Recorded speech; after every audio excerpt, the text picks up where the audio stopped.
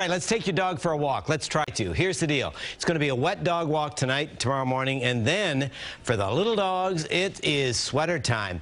Turns a lot colder as this storm wraps up, so it's kind of a double whammy. Let's dive right in, show you what's going on. In the city right now, we've got some light rain. There's more rain for more of the area, 46. It is a gusty south wind. Remember, as the low migrates, that will shift. We're going to be dealing with stronger winds and then a cold wind to serve up those really cold wind chills tomorrow. Here's the rain. Now more of Rockland, Westchester through more of Fairfield County. A break for parts of the South Shore, but I know Long Island. You saw some heavy rain earlier. Now more Middlesex, Monmouth seeing that rain. And again, there's more where that came from. The low is still to the south. It pushes to the east, but it is still going to bring in the possibility of 1 to 2 inches of rain. Pretty good agreement now between the Euro and the RPM. These are computer models that anticipate and estimate the rain.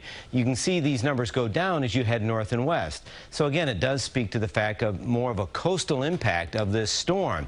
As far as snow, maybe an inch of snow, but you've got to remember, you may see the snow, but it's not going to hit and stick. Everything's going to be too wet and just a little too warm. With elevation, though, watch out for some slippery spots as this storm wraps up.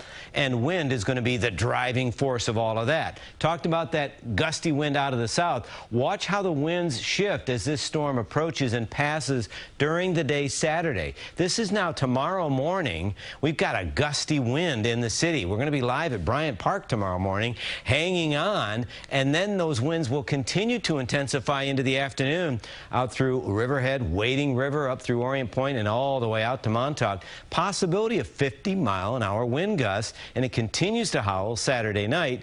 And we still see some breezy conditions early on Sunday morning. But remember, all the while, it's tapping into cooler air. So even as the winds subside, the numbers retreat. Just a real quick check of the potential wind chills.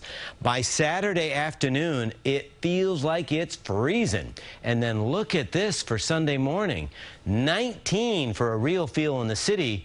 When I'm in my backyard in front of my tax-deductible fire pit, it is going to be freezing Sunday morning. So just make sure you're ready for that. Remember, wind an ally in the sense that it dries out surfaces. So we're not talking about an ice event. We're just talking about really cold air mass. 45 waking up tomorrow morning, and it doesn't warm up much. Turns messy through midday, and then that cold wind ushers in the really cold wind chills Sunday into Monday. Relatively quiet, but still below normal first part of next week. So watch out, exercise some caution as we have a storm to deal with tonight and tomorrow. Back to you guys. Let us know how that works out with Uncle Sam. I will. Yeah. Thanks, John. Good luck.